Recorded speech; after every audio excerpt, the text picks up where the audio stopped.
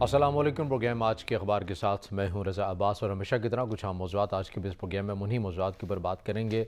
National security इजलास होने जा रहा है। इससे पहले हमने देखा कि जुम्मे वाले दिन ये इजलास हुआ और इसका जो बेसिक जो एजेंडा था वो मईशत और दहशतगर्दी, जो बढ़ती हुई इस दहशतगर्दी के अंदर जो लहर है उसकी रोकथाम के लिए इक़दामात की मंजूरी और माशी तौर पर वज़ीर ख़जाना की जानिब से इजलास में मौजूद शुरा को ब्रीफ़ किया गया कि किस तरह पाकिस्तान जो माशी तौर पर कहाँ पर स्टैंड कर रहा है, पाकिस्तान की मईशत किस नहज के ऊपर पहुँच चुकी है और पाकिस्तान की मईशत को किन किन इक़दामात की ज़रूरत है। इस हवाले से ज़राए के मुताबिक चूँकि ये ख़बरें सामने आती रहीं कि ज़्यादा तफसील से जो है वो ब्रीफ़ किया गया मईशत के हवाले से, माशी अमूर के हवाले से, और फिर ये इजलास जो है इसको पीर को रखा गया कि जो दहशतगर्दी की जो लहर है इसके अंदर पाकिस्तान के अंदर शिद्दत आई है, चाहे वो पाकिस्तान के सरहदी इलाके हों, बलूचिस्तान हो, खैबर पख्तूनख्वा हो, या फिर बात करें इस्लामाबाद में भी आई-10 में जो खुदकुश धमाका हुआ, इस तमाम सूरत हाल के हवाले से, दहशतगर्दी के ख़िलाफ़ ऑपरेशन के हवाले से कोई अहम फैसले भी मुतवक्के हैं। आज के इस इजलास में जो इलामिया निकल के सामने आएगा उसी सूरत में हम देखेंगे पाकिस्तान की बहरहाल जो मईशत है उसके अदाद-ओ-शुमार इंतहाई तशवीशनाक हैं और इक़दामात हमारे क्या होने चाहिए, हमारी तरजीहात क्या होनी चाहिए, ये शायद हमने अभी तक सीखा नहीं है और हम अभी तक उसी पावर पॉलिटिक्स के अंदर ही नज़र आते हैं और सभी को इक़्तिदार चाहिए। इक़्तिदार से अगर कोई बाहर हो जाता है तो वो अपने वोटर्स सपोर्टर्स को लेकर सड़कों पर आने की बात करता है, निज़ाम को मफलूज करने की बात करता है और फिर वो चाहता है कि किसी भी तरह से उसे कुर्सी मिल जाए। और इसी तरह ये पहिया हमारा इस मुल्क का इसी तरह चलता जा रहा है और अभी भी अगर हम देखें कि पाकिस्तान की जो सियासत है वो भी अदम इस्तेहकाम का शिकार नज़र आती है, मईशत अदम इस्तेहकाम का शिकार नज़र आती है, अमन व अमान की सूरत हाल हमें मखदूश नज़र आती है। ये वो तमाम सिनेरियो हैं और इसके अंदर एक पावर पॉलिटिक्स जो है वो जारी है। आज हम तमाम ओवरऑल एक मजमूई तौर पर हम बात करेंगे पाकिस्तान की सियासत के ऊपर भी, मईशत के ऊपर भी। इससे पहले भी मुतादिद बार हम कर चुके, मगर आज चूँकि नेशनल सिक्योरिटी इजलास होने जा रहा है, ऑपरेशन होने या ना होने या कुछ अहम फैसले जो हैं वो मुतवक्के हैं, मगर ऑपरेशन के साथ ही जब हम बात करते हैं दहशतगर्दी की लहर की तो ये खारजा अमूर हैं हमारे, उनसे मुंसलिक है। हमारी माजी की गलतियाँ हैं उनके ऊपर भी हम बात करते हैं, आज भी करेंगे, मगर राह हल क्या होना चाहिए, हमें कौन से फ़ैसला कुन इक़दामात उठाने की ज़रूरत है, चाहे वो माशी तौर के लिहाज से हों या अमन अमान की सूरत हाल के हवाले से हों। इस तमाम सूरत हाल के ऊपर बात करेंगे और इस तमाम सूरत हाल के ऊपर बात करने के लिए हमें स्टूडियो में ज्वाइन किया है सीनियर सहाफ़ी तज्ज़ियाकार मियाँ मुनीर अहमद साहब ने। मियाँ साहब बहुत शुक्रिया वक्त देने के लिए। मियाँ साहब, सबसे पहले हम बात करते हैं कौमी सलामती कमेटी का इजलास आज होने जा रहा है और यही चीज़ें सामने आ रही हैं, कोई फ़ैसला कुन इक़दामात हमारे सामने आएंगे जो हालिया दहशतगर्दी की लहर हमने देखी है पाकिस्तान में, इस हवाले से क्या कहेंगे? बहुत शुक्रिया। चूँकि ये आज का मौजू काफ़ी हिसास भी है और मेरी राय में ये आज वक्त की ज़रूरत भी है, क्योंकि पाकिस्तान की जो सिचुएशन है पाकिस्तान के अंदर या सरहदों के बाहर, वो हमारे लिए बहुत से सवालात खड़े किए हुए हैं उसने। और हो सकता है कि पाकिस्तान की हुकूमत, पाकिस्तान के पॉलिसी साज इदारे और पाकिस्तान की आवाम के दिलों में कुछ खदशात हों, कुछ सवालात हों जिनके वो जवाब चाहते हैं। और आज की जो मीटिंग आज होने जा रही है, जो 2 दिन पहले भी हुई, जिसमें पाकिस्तान की मईशत पर भी बात हुई, पाकिस्तान की सिक्योरिटी पर भी बात हुई, जो सिचुएशन चल रही है उस पर बात हुई, पाक अफ़गान सरहद की सूरत है उस पर बात हुई है। तो आज तमाम चीज़ों को उन्होंने एक फ़ैसला कुन मरहले में दाखिल करना है, ताकि उसके बाद फिर पाकिस्तान की हुकूमत ने, सिक्योरिटी फोर्सेस ने क्या करना है क्या नहीं करना, आज ही वो फ़ैसला होने जा रहा है। ये बात ठीक है आपकी, ये बात दुरुस्त है, लेकिन सवाल ये है कि फ़ैसला क्या होने जा रहा है और फ़ैसला क्यों होने जा रहा है। सवाल ये अहम है, फ़ैसला क्यों होने जा रहा है। उसकी वजह पाक अफ़गान सरहद की सूरत हाल है। हमने बाड़ लगाई ताकि दहशतगर्दी पाकिस्तान की तरफ ना आ सके, या पाकिस्तान जिस तरह लोगों के इतराज़ात हैं कि जी सरहद के दोनों जानब से ये चीज़ें हो रही हैं, तो हमने कहा चले हम इसको बाड़ लगा लेते हैं ताकि हम अपने इंतज़ामात करें, आप अपने इंतज़ामात करें। उस पर भी सबसे पहले अफ़गानिस्तान हुकूमत ने ही इतराज़ किया था। ये मैं करज़ई गवर्नमेंट की बात कर रहा हूँ कि जी आप बाड़ ना लगाएं, इससे मसाइल पैदा होंगे। लेकिन पाकिस्तान ने अपना नुक्ता नज़र पेश किया, पूरी दुनिया के सामने पेश किया, अफ़गान हुकूमत के सामने पेश किया कि बाढ़ की ज़रूरत क्यों है। बाढ़ लगी और हमने देखा हमने तो बाढ़ लगाई, लेकिन बाढ़ तोड़ने वाले, उसको काटने वाले वो कौन लोग हैं, दुनिया भी जानती है, हम भी जानते हैं और सब जानते हैं। कभी कहते हैं कि उनका नाम ना लिया जाए। अगर नाम नहीं लिया जाएगा तो फिर ये इस तरह के फ़ैसले करने, इस तरह के आला सतही इजलास करने, गौर करना, फ़िक्र करना, उसकी वो सब चीज़ें बेमानी रह जाती हैं। नाम लिया जाएगा तो फिर उसी का सद्भाव भी करना होगा। हम नाम लेना चाहते हैं कि जी कौन है जो बड़ी गाड़ियों पे आते हैं, उनके हाथों में औजार होते हैं, कटर होते हैं, जो आगे बाढ़ काटते हैं। मैं नहीं कह रहा, सब कह रहे हैं, फुटेज मौजूद हैं और दुनिया देख रही है सबको, वो कौन लोग हैं, किस तरह कानून को रोनते हैं और पाकिस्तान की सरहद की तरफ आते हैं। ये अफ़गान तालिबान की हुकूमत है, उसको समझना चाहिए कि उसके हमसाए उसकी वजह से क्यों परेशान है। वो कहते हैं कि जी हमने एक ऐसा निज़ाम अफ़गानिस्तान के अंदर लेके आना है जो वाक़तन इस्लाम का निज़ाम है। इस्लाम का निज़ाम तो फिर ये है कि आपका हमसाया, चाहे आपका हम मज़हब क्यों ना हो, वो भूखा ना सोए, वो परेशान ना हो आपकी वजह से। पाकिस्तान तो अफ़गानिस्तान की इस सूरत हाल की वजह से आज परेशान है। ये परेशानी आज इंशाल्लाह ख़त्म हो जाएगी। आज की मीटिंग में बहुत सारे फ़ैसले होने वाले हैं और इन फैसलों पर अमल दरामद होना चाहिए और उसको फिर एक लंबा फॉलोअप होना चाहिए ताकि बाद में इस तरह के मसाइल पैदा ना हों। ठीक है नाज़रीन, यहाँ एक ब्रेक लेते हैं। ब्रेक के बाद दीगर भी मौज़ूआत के ऊपर और इसी हवाले से जो मज़ीद जो नुकात हैं उनके ऊपर भी बात करेंगे। हमारे साथ रहिएगा। ब्रेक के बाद नाज़रीन प्रोग्राम में आपको दोबारा खुशामदीद कहेंगे और हम बात कर रहे हैं आज कौमी सलामती कमेटी का अहम इजलास और कुछ अहम फ़ैसले जो हैं वो मुतवक्के हैं। यह इसी मौज़ूआत के ऊपर हम बात कर रहे हैं और इससे पहले भी ये इजलास होते रहे। यकीनी तौर पर अगर हम ये बात करें कि जो पाकिस्तान के अंदर दहशतगर्दी की लहर और फिर एक बहुत अफसोसनाक वाक़या APS की सूरत में हमारे सामने आया, उसमें अवाम हो, रियासत हो, ये असूली फ़ैसला कर लिया गया कि अब इन अनासिर को जो है वो अपनी सरज़मीन के ऊपर नहीं रहने दिया जाएगा, कलाकमा किया जाएगा, इनका ऑपरेशन किया जाएगा और फिर हुआ भी और कामयाबियाँ भी हासिल हुई। मियां साहब, मगर इन तमाम चीज़ों के अंदर एक अहम बात वो ये थी कि जब ये ऑपरेशन चाहे वो रद्दुल फसाद हो, ज़रब अज़ब हो, जब ये किया गया उसमें बड़ी एक तादाद जो है इन अनासिर की, इसी कलदम जमात की, इन्होंने अफ़गानिस्तान के अंदर पनाह भी ली। वहाँ पर हुकूमत कुछ और थी मगर बहरहाल कुछ ना कुछ उनके जो अहम रहनुमा थे उनको गिरफ़्तार भी किया जाता रहा, अमरीकी ड्रोन हमलों से उनको निशाना भी बनाया जाता रहा। लेकिन पाकिस्तान की सरहद से काफ़ी हद तक जो है इनका सफाया हो चुका था, या तो ये मारे जा चुके थे या तो इन्होंने अफ़गानिस्तान में पनाह ले ली थी। अब यहाँ पर जो मामला ये था कि जब ये अनासिर दीगर मुल्क के अंदर जाकर ये मुकीम हो गए और इन्होंने ख़ुद को छुपा लिया, तो पाकिस्तान तो ये बात जानता था, तो हम सिफारती सतह के ऊपर हमने इन चीज़ों के अगेंस्ट जो है वो कार्रवाई क्यों नहीं की? मुसल्लह जिद्दोजहद करके तो हमने अपनी सरज़मीन से उनको निकाल दिया। सिफारती सतह के ऊपर हम उस तरह से कामयाबी हासिल क्यों नहीं कर पाए? दूसरी साइड का जो मुल्क था वो तामुन नहीं कर सका उस तरह से, या कुछ हमारी कुछ ऐसी कमज़ोरी थी कि हम बहुत रिलैक्स हो गए थे कि कम अज़ कम यहाँ से निकल गए हैं, अब कुछ ऐसा ख़तरा नहीं होगा? नहीं रज़ा भाई, कुछ हमारी गलती हैं। जब तक हम अपनी गलती को तस्लीम नहीं करेंगे ये मसला चलता रहेगा बल्कि बढ़ता रहेगा। देखें, हमारे साइंस जो है, साइंस में हमें एक थोड़ी सी इंफॉर्मेशन मिली और मालूमात मिली कि एक होती है स्टारफिश। स्टारफिश की खसूसियत क्या है, उसके जितने टुकड़े करो वो एक ख़ुद एक पूरी मछली बन जाती है। बाकी जो मछली हैं अगर उसको आप काटें या दो हिस्सों में तकसीम करें तो वो डेड हो जाएंगी, लेकिन स्टारफिश एक ऐसी मछली होती है जिसको जितना काटे वो जितना हिस्सा कटेगा वो ख़ुद एक ज़िंदा मछली बन जाएगी। ये जो तंजीमें हैं जिनको कलदम कहा गया, ये मेरी नज़र में स्टारफिश हैं। अच्छा, आपने इनके नाम बदल दिए, उन्होंने एक नया नाम रख दिया, हमने फिर कबूल कर लिया। उन्होंने वसाइल जमा करने शुरू किए, हम आस्ता आस्ता उनको तंबीह करते गए कि ये ना करो, वो ना करो, कानून को मानो, मुल्क की सलामती का ख्याल रखो। लेकिन उन्होंने कहा कि नहीं, चूँकि ये ज़ुबानी कलामी बातें हो रही हैं और कभी जब ऑपरेशन बहुत तेज़ हुआ वो छुप गए, हमने कहा ये हाइडआउट में चले गए हैं, छुप गए हैं, चलो खामोश हो गए हैं, हम भी वापस आ गए। इस तरह की चीज़ें हैं।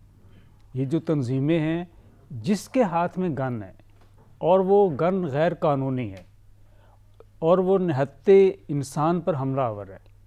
यही दहशतगर्दी है।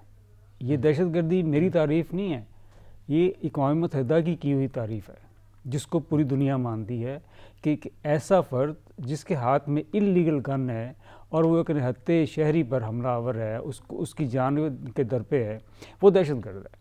और वो इंसानियत के लिए भी और इस ज़मीन के लिए भी नाकाबिल कबूल है। आज के इस इजलास में, जिसको हम कह रहे हैं कि सिक्योरिटी काउंसिल का इजलास है, जिसमें तमाम फोर्सेस के सरबराह मौजूद हैं, प्राइम मिनिस्टर उसको हेड कर रहे हैं, चेयर कर रहे हैं उसको, बाकी वज़रा हैं। अगर आज के इस इजलास में इस स्टारफिश को कि तमाम टुकड़ों को, जो हर टुकड़ा एक नई मछली बन के सामने आ जाता है हर 2-4 माह बाद, 6 माह बाद, उसको अगर हमने ना मारा, उसको ना दफन किया, तो ये इस तरह के फ़ैसले, इस तरह के इजलास होते रहेंगे।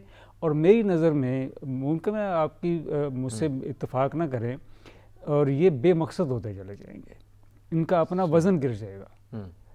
अगर आपने इस तरह के इजलास बुलाकर इनको बावज़न बनाना है, बामकसद बनाना है और इनके फ़ैसलों पर अमल दरामद करना है, उसके नतीजे में हमने इस पाकिस्तान में दहशतगर्दी ख़त्म करनी है, तो फिर आज हमें आंखें बंद करके गुड और बैड की तमीज़ ख़त्म किए बगैर इनको कला कमा करना चाहिए इन सब का। जिसके हाथ में इल्लीगल गन है और वो निहत्ते शहरी पर हमलावर है, चाहे वो सिक्योरिटी फोर्सेस पर हमलावर है, चाहे आम शहरी पर हमलावर है। मगर मियाँ साहब, इस वक्त जो चैलेंज है वो यही है ना कि क्योंकि अभी ये तो तमाम जो चीज़ें जिसके बारे में हमने बात की कि ये दूसरी सरजमीन से बैठ कर जो है वो कंट्रोल कर रहे हैं। पाकिस्तान के अंदर स्लीपर सेल्स के ज़रिए उनको मुतहरिक किया गया है और उनके ज़रिए जो है वो कार्रवाइयाँ करें। मगर जिसको कह लें कि मनसूबाबंदी कर लें या तंजीम के लिए जो हायरिंग भी की जा रही है बाकायदा तौर पर, अब तो ये चीज़ें सोशल मीडिया पर भी सामने आ रही हैं। तो ये एक चैलेंज होगा और इस चैलेंज के साथ आप क्या समझते हैं, ये तो फैसला आएगा तो मालूम होगा, मगर आपका इसके ऊपर तज्जिया क्या कहता है कि क्या इक़दामात ऐसे होने चाहिए कि अफ़गान तालिबान जो कि जिनसे बात भी की गई है इस मामले के ऊपर, वो ये कहते हैं कि पाकिस्तान का अंदरूनी मामला है, मगर अफ़गानिस्तान के अंदर ये अनासिर बैठ के जो है वो कंट्रोल कर रहे हैं, तो फिर पाकिस्तान इस हवाले से फ़ैसला कुन इक़दामात उसको क्या करने चाहिए? दूसरी सरजमीन के ऊपर जाके कोई हम ऑपरेशन होता हुआ देख रहे हैं? नहीं, देखें, पाकिस्तान के पास बहुत सारे ऑप्शन हैं।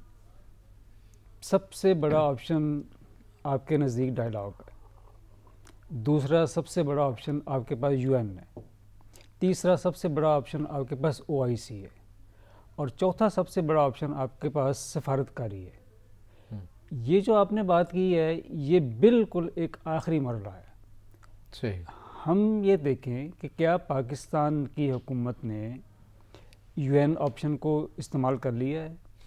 क्या पाकिस्तान की हुकूमत ने फॉरेन ऑफिस का जो दरवाज़ा है, जो विंडो है, क्या उसको इस्तेमाल कर लिया है? क्या OIC को इस्तेमाल कर लिया है? क्या डायलॉग का इस्तेमाल कर लिया है? अगर ये सारे ऑप्शन इस्तेमाल कर लिए हुए हैं और इसके बावजूद भी ये मसला अपनी जगह मौजूद है, ये ख़तरा मौजूद है, तो फिर हमें जो आपकी बात है कि हमें फिर जहाँ दुश्मन मौजूद है, वो जहाँ भी है, उसका पीछा करना चाहिए और उसको जान से मारना चाहिए, जो पाकिस्तान की सलामती के लिए ख़तरा बना हुआ है। अवाम इस हवाले से जो बार बार ये बात करती है कि आप इन अनासर के साथ बैठे APS के मुतासरीन को देख ले, वो तो इस हक़ में भी नहीं थे।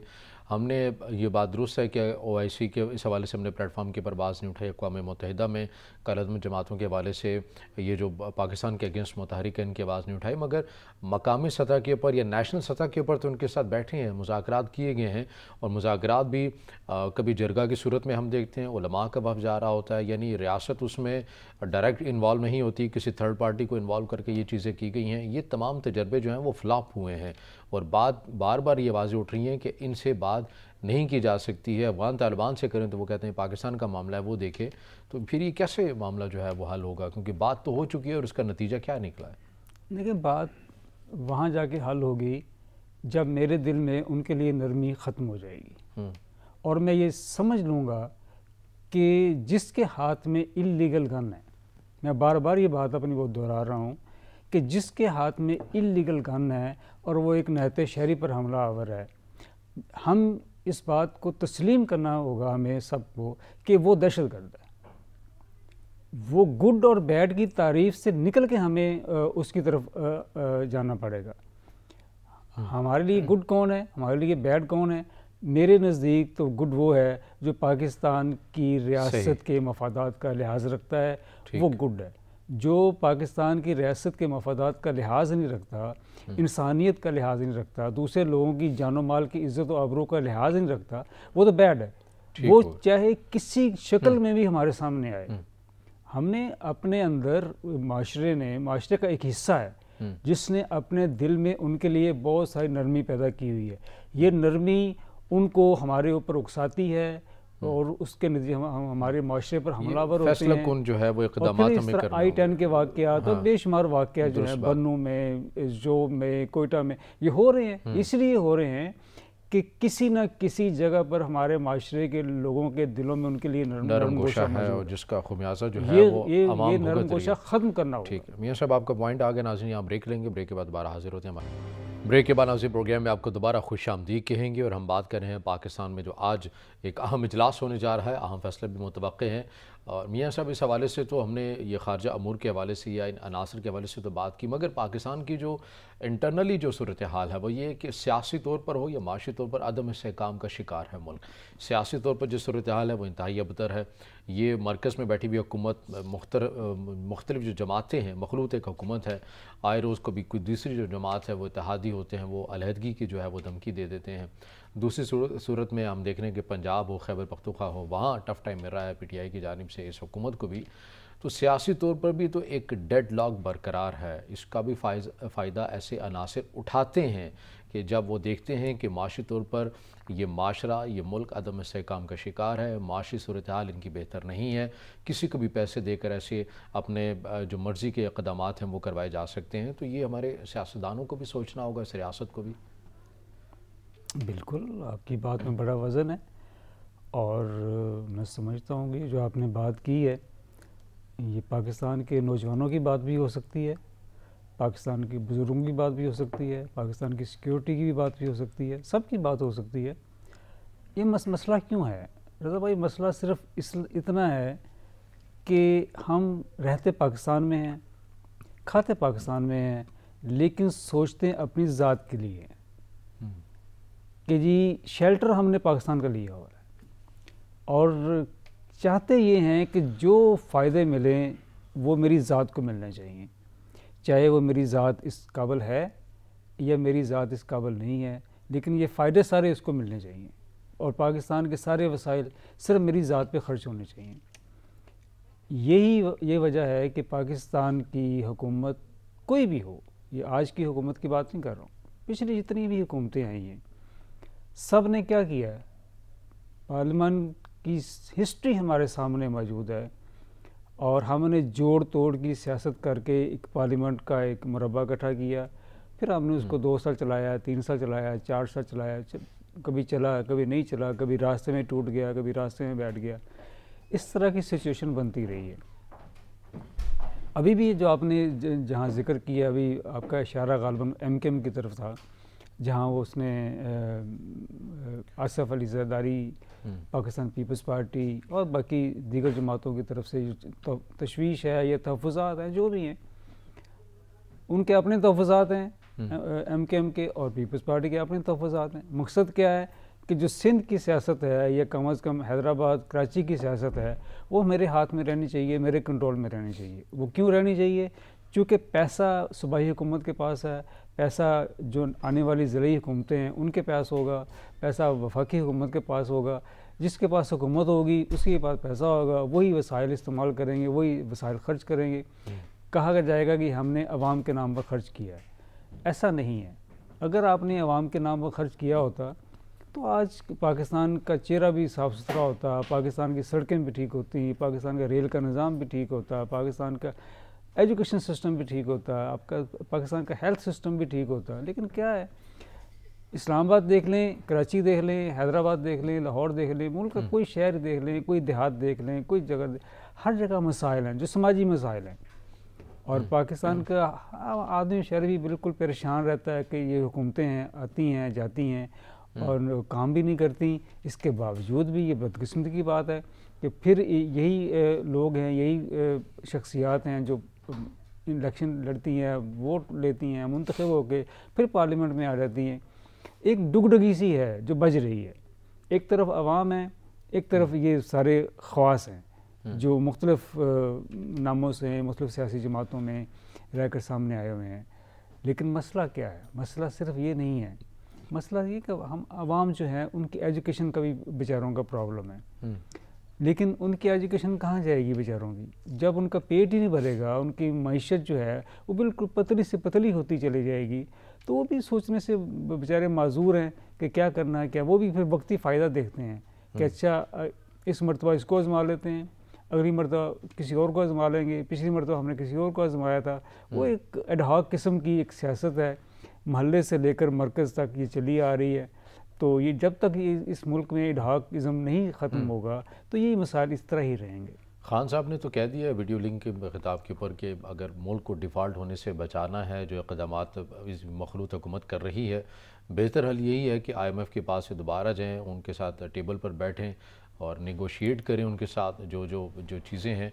और IMF जो है वही आपको बचा सकेगा डिफ़ॉल्ट होने के वाले से। ये वही IMF है जिसमें जाने से पहले वो ख़ुदकुशी की बात किया करते थे। अब ये नया फार्मूला आ गया है खान साहब का, वो ये कह रहे हैं कि डिफ़ॉल्ट होने से अगर बचना है तो IMF ही हमें बचा सकता। आप खान साहब की बात करते हैं, जब आप खान साहब की बात करते हैं तो ऐसी हंसी आ जाती है कि मतलब, हालांकि बड़ा संजीदा सवाल है। ज़रा संजीदा सवाल, लेकिन खान साहब के लिए संजीदा सवाल तो कुछ और चीज़ें हैं ना खान साहब के नज़दीक। ठीक है, खान साहब ने एक अपनी राय दे दी, बहुत अच्छा किया, और मुमकिन है उनकी राय में उनकी हद तक वज़न भी हो, लेकिन चीज़ें ये इस तरह हल नहीं होती। चीज़ें हल होंगी पार्लियामेंट में। रज़ा भाई, ये इमरान खान पाकिस्तान तहरीक इंसाफ के सरबराह हैं और उनकी एक पार्टी है, उनकी बात मानी जाती है, उनकी पार्टी के अंदर की बात कर रहा हूँ, ठीक है, और उनके फॉलोअर्स भी उनकी बात को मानते हैं। उन्हें अपनी इस पूरी पॉलिटिकल वज़न को पार्लियामेंट के अंदर लेके आना चाहिए, जहाँ फ़ैसले होते हैं, जहाँ कानून साजी होती है, जहाँ आइन साजी होती है, जहाँ बैठ के उन्होंने मुल्क के इदारों को मुस्तहकम करना है, मईशत को मुस्तहकम करना है या सियासत को बेहतर करना है, वो पार्लियामेंट का फ़ोरम है। पार्लियामेंट के फ़ोरम से बाहर निकल कर वो जो चीखें, चिल्लाएँ, रोएं, हंसें, जो मर्ज़ी करें, उसका कोई फ़ायदा नहीं इस मुल्क की आवाम को भी। हाँ, उनका फ़ायदा हो सकता है कि अगर उनकी पार्टी पार्लियामेंट के अंदर आए, अपना रोल प्ले करे, अपनी तजावीज़ दें और अददी अक्सरियत लेकर अपनी बात को मनवाएं, चाहे कानून साजी हो चाहे आइन साजी हो, ताकि आवाम के फ़ायदे की बात हो। इस तरह किनारे पर बैठकर ऐसे तबसरे करके किए जाना, तज़किये किए जाना और कहना कि मैं बहुत सियाना आदमी हूँ, मैं बहुत समझदार आदमी हूँ, इसका कोई फ़ायदा नहीं है। वो तो कह रहे हैं मैं आवाम की तर्जुमानी ही कर रहा हूँ, पार्लियामेंट में इन चोरों के साथ मैं नहीं बैठूंगा, मगर महंगाई बहुत है और सूबों के अंदर उन्होंने महंगाई के अगेंस्ट जो है वो अपने अपने नुमाइंदगान को कहा हुआ है कि MNAs MPs हैं वो एहतजाज भी करें और कर भी रहे हैं लाहौर में। तो वो तो कह रहे हैं कि मैं आवाम के साथ स्टैंड कर रहा हूँ इस वक्त। वो किस चीज़ को आवाम समझते हैं ये तो मुझे पता नहीं है, लेकिन मुझे इतना ज़रूर पता है कि उनका अगर किसी के साथ बहुत ज़्यादा प्यार है तो उसका नाम शेरू था। और अब इससे ज़्यादा हम क्या बात करें कि उनको किस चीज़ से प्यार ब्रेक है, ले लेते हैं। ब्रेक के नहीं। बाद जो है वो पाकिस्तान की जो सियासत है उसके ऊपर मज़ीद बात करेंगे, हमारे साथ रहेगा। ब्रेक के बाद नाज़रीन प्रोग्राम में आपको दोबारा खुशामदीद कहेंगे और पाकिस्तान की सियासी सूरत हाल के हवाले से बात कर रहे हैं और उसमें यकीनन माशी तौर के ऊपर भी जो मुल्क अदम इस्तेहकाम का शिकार है उस हवाले से भी हम बात कर रहे हैं। पीएम साहब, मैं माशी तौर पर अगर हम बात करें तो हमने इससे पहले देखा है कि जो इक़्तिदार में होता है कि यानी कि वज़ीर ख़ज़ाना भी अगर कोई होगा तो उस टाइम वो अपने टाइम के ऊपर जब उसको एक वजारत मिली होती है, जब वो फैसला कौन एक सीट के ऊपर बैठा होता है, तो तब ऐसे वो इक़दामात नहीं करता जो कि उसको करने चाहिए। मगर जब उसको हटा दिया जाए या वो ख़ुद हट जाए तो उसके बाद हम ये देखते हैं कि वो बड़े अच्छे कॉलम निगार के तौर पे भी सामने आ जाते हैं, बड़े अच्छे फिर मशवरे भी देते हैं कि पाकिस्तान की मईशत को संभालना है तो इस फार्मूले को आज़माया जाए, इस फार्मूले को आज़माया जाए। तो जब ये इक़्तिदार में होते हैं या इनके पास जब पावर होती है तो तब ये जो फार्मूले, ये जो मशवरे दे रहे होते हैं उस वक्त ये क्यों नहीं इम्प्लीमेंट करते? रज़ा भाई, ये जो पाकिस्तान की मईशत का क्वेश्चन है ना, इस पर बहुत ज़रूरी है कि पाकिस्तान का मीडिया, पाकिस्तान के दानिश्वर और पाकिस्तान की जो एलीट क्लास है और जो इंटेलिजेंशिया है, इससे बैठकर ज़रूर इस पे गौर करना चाहिए कि हम पाकिस्तान की मईशत को कैसे संभाल सकते हैं, कैसे उठा सकते हैं, इसको कैसे डूबने से बचा सकते हैं। इसका हल्का सा तज्ज़िया ये है कि अगर हम थोड़ा सा माजी में जाएं, जब कोरिया वार हुई, मैं 50s की बात कर रहा हूँ, तो पाकिस्तान की मईशत दुनिया भर में एक बहुत मानी जाती थी कि ये बहुत बेहतर मईशत है, बहुत मुस्तहकम मईशत है। उसके बाद हुआ क्या? हुआ ये कि जब हमने गैरों की जंग में अपने आप को ईंधन बनाना शुरू किया और गैरों ने हमें उस जंग के बदले में हमें किराए का कातिल समझकर या किराए का सिपाही समझकर पैसा देना शुरू किया, तो हमने कहा ये तो मौज है, ये तो पैसा, हमें कुछ काम ही नहीं करना पड़ रहा है, हमने सिर्फ लड़ना है और पैसा बाहर से आना है। आप यकीन कीजिए, जब से पाकिस्तान अफ़गान जिहाद में दाखिल हुआ और उसके बाद आज ये 50 साल 40 साल होने वाले हैं, पाकिस्तान इस दलदल से बाहर नहीं निकल सका। ये बहुत संजीदा सवाल है। आज भी अगर बाज़ का कहा जाता है, बल्कि कई बार कहा, जब इमरान खान खुद भी कहते हैं कि हमें गैरों की जंग में नहीं जाना चाहिए, ये असल क्वेश्चन है कि हमने गैरों की जंग लड़ने से कब बाज आ जाना है और कब हमने मना होना है, कब रुकना है। जब हम इस बात से बाज आ जाएंगे, रुक जाएंगे और मना हो जाएंगे और अपने पाँव पर ख़ुद खड़ा होंगे, अपनी मईशत को संभालना शुरू करेंगे, तो फिर शायद पाकिस्तान की मईशत को संभालने के लिए हम एक कदम आगे ले सकें।